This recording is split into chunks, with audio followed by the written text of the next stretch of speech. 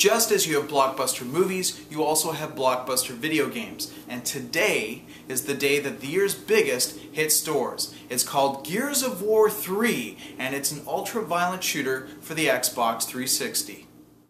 The game is published by Microsoft, who has been hyping it by holding outlandish parties across the country, filling nightclubs with early copies of the game, and recruiting airbrush artists to perform fake tattoos.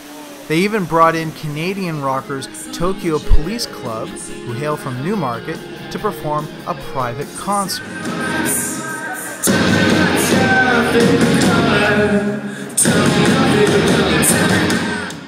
Last night, stores across the country held Midnight Madness events for those willing to camp out just to get the game early.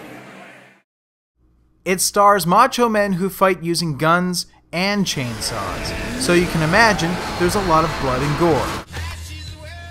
That makes it a game for adults, not kids.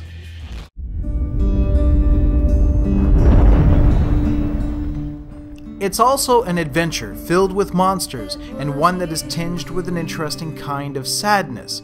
This is about the end of the world, about epic disasters and human mistakes filling the screen with so much detail that it creates, well, a kind of beauty. My eyes turning into dust. Now, where most shooters are about, well, shooting everybody on the screen, this is about men who care for each other. You look out for your buddies, and they look out for you. It's kind of like workers on a construction site or an oil rig, men with extreme jobs who depend upon each other, and they joke about it. This is what people like about the game.